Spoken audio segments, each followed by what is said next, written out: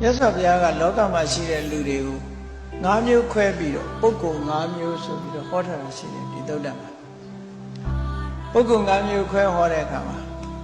နံပါတ်1ပုဂ္ဂိုလ်ကလှူဒန်းပြီးရင်အလှူခံပုဂ္ဂိုလ်ကိုထင်သေးမြင်သေးဆက်ဆံတတ်တဲ့ပုဂ္ဂိုလ်တစ်မျိုးတဲ့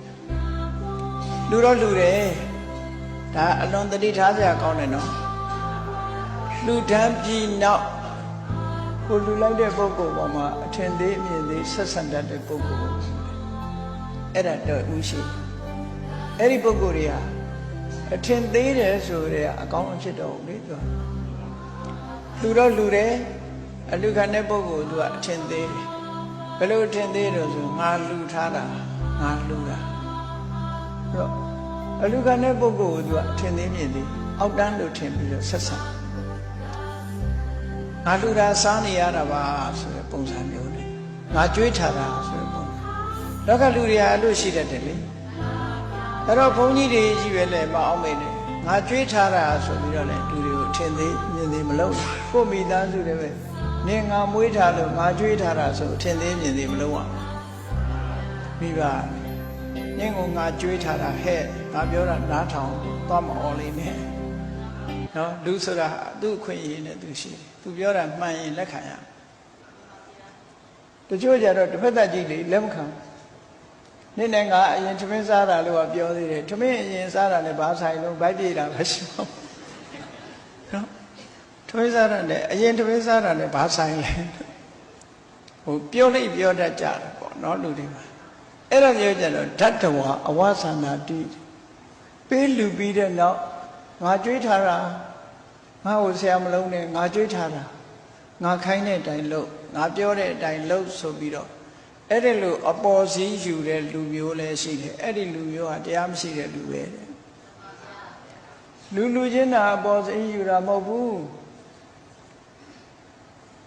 ဘုန်းကြီးကျောင်းနေသွားပြီးတော့ကျောင်းဆောက်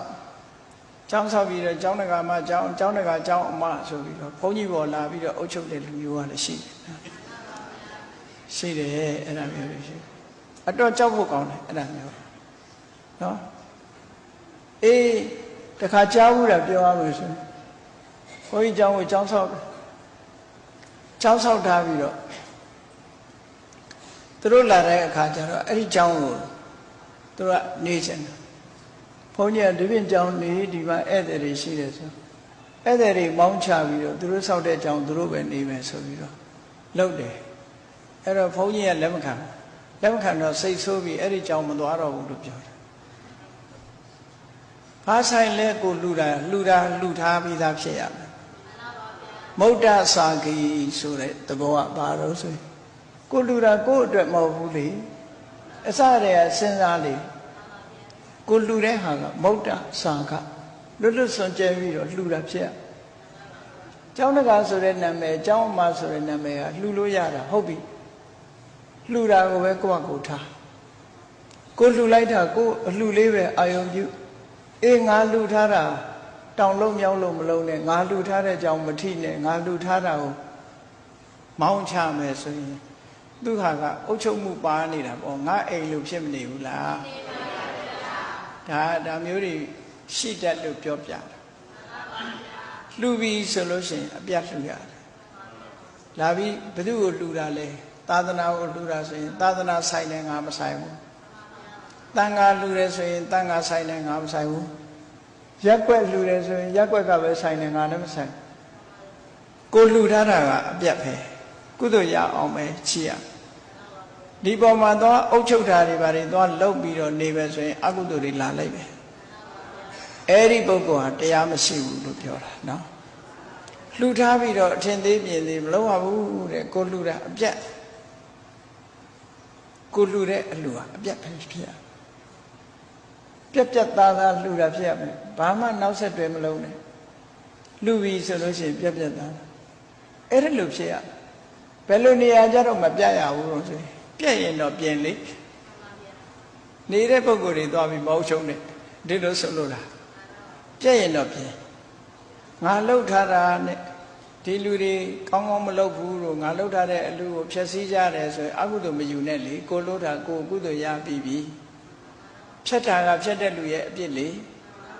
ဖြတ်တဲ့လူရဲ့အပြစ်ကိုကိုကသွားပြီးတော့ဝဲသလိုဖြစ်နေတာငါစောက်တာမင်းလှုပ်ထားတဲ့အပြစ်တွေငါနည်းနည်းပေးပါဆိုတာသွားလှုပ်တာမျိုးဖြစ်နေလှုပ်တဲ့လူကအပြစ်ပဲလေကို့မှာကုသိုလ်တတ်မှန်နေရအောင်လှုပ်ပါအဲ့တော့မြတ်စွာဘုရားဓတ္တဝအဝဇာနာတိလှူပြီးအထင်သေးအမြင်သေးဆက်ဆံတတ်တဲ့ပုဂ္ဂိုလ်ဟာတရားမရှိတဲ့ပုဂ္ဂိုလ်ပဲတရားမရှိတဲ့ပုဂ္ဂိုလ်ပဲဒါကြောင့်မို့လှူပြီးတဲ့နောက်မှာအဲ့ဒီလိုစိတ်ဓာတ်မျိုးမမွေးရဘူးလို့ဒီလိုမှတ်တာလှူလိုက်တာနဲ့တပြိုင်နက်ဘာပဲဖြစ်ဖြစ်အလှူခံပုဂ္ဂိုလ်တွေအသုံးချတဲ့ပုဂ္ဂိုလ်တွေစိတ်တိုင်းကြအသုံးမစေကိုလှူတာဘာမှမထိခိုက်ဘူးအဲ့ကြအဲ့ဒါလို့မဟုတ်ဘဲနဲ့ငါလှူထားတာကိုလာပြီးလုံနေကြတယ်တို့ဆိုလို့ရှိရင်တော့ကိုယ့်အတွက်မှာကောင်းကျိုးချမ်းသာရဖို့သိမရှိဝမ်းသာနေရမှသာရှိရှင်းတော့ကဘုရားကြောင်းဆောက်တဲ့တခါကြီးတယောက်ရှိတယ်စိတ်ကောင်းအလွန်ရှိသူเจ้าကိုမတည့်တဲ့လူကနေပြီးတော့ဘုရားနဲ့တန်ဃာတွေမြို့ထဲဆွမ်းခံကြွားနေတဲ့အချိန်မှာเจ้าကိုမီတင်ရှို့လိုက်မီတင်ရှို့တော့เจ้าမိလောင်တယ်ဆိုတော့เจ้าတခါကြီးပြေးသွားတယ်ပေါ့เจ้าပြေးသွားတဲ့အခါကျမမိတော့เจ้าက7ပုံ9ပုံလောက်ကမီလောင်သွားအဲ့တော့เจ้าတခါကြီးကဘာလုပ်တုံးဆိုလက်ပမောင်းခတ်တယ်တဲ့ဝမ်းသာလိုက်တာဝမ်းသာလိုက်တာဆိုပြီးပြောတယ်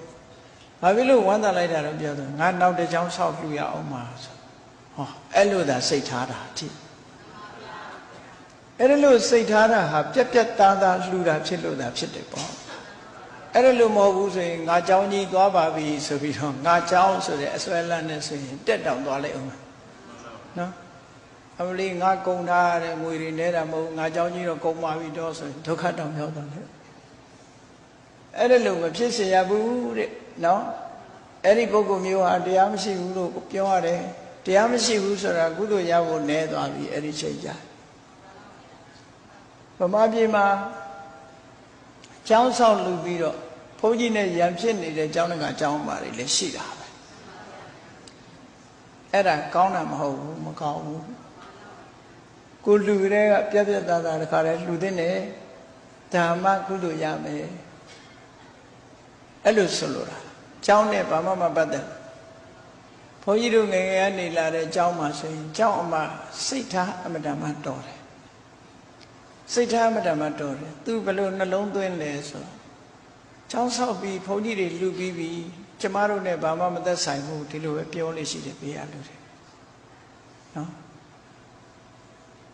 တန်ဃာတွေကိုလှူပြီးသားဖြစ်တော့တန်ဃာတွေဘာလို့ကျမတို့နဲ့မဆိုင်တော့ဘူးဟောဒီလိုပဲပြောတာ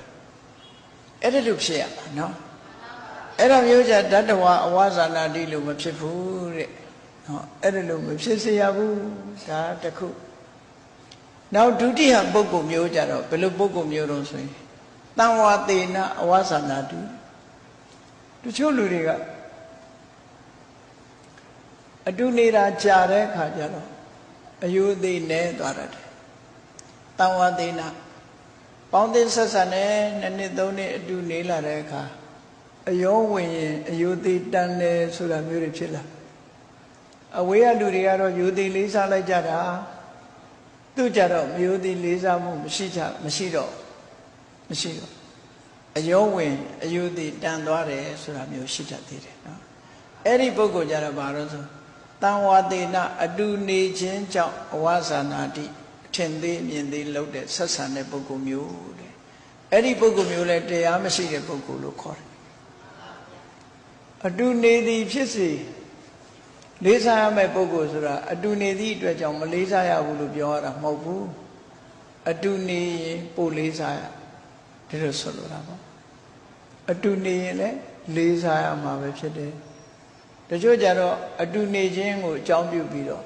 လေးလေးစားစားဆက်ဆံမှုမရှိတော့ဘူးတဲ့အဲ့ဒါလေအတူနေပြီးတော့အထင်သေးအမြင်သေးတဲ့ပုဂ္ဂိုလ်ဟာလည်းပဲတရားမရှိတဲ့ပုဂ္ဂိုလ်ပဲလို့မြတ်စွာဘုရားဒီလိုဟောတယ်နော်ဒါကဒုတိယမြောက်ပုဂ္ဂိုလ်တတိယမြောက်ပုဂ္ဂိုလ်ကြတော့ဘာလို့ဆိုအာဒေယမုခောအာဒေယမုခောဆိုတာအဲ့ဒီပုဂ္ဂိုလ်ကဘယ်လိုပုဂ္ဂိုလ်မျိုးတုံးလို့ဆိုသူ သူများကနေပြီးတော့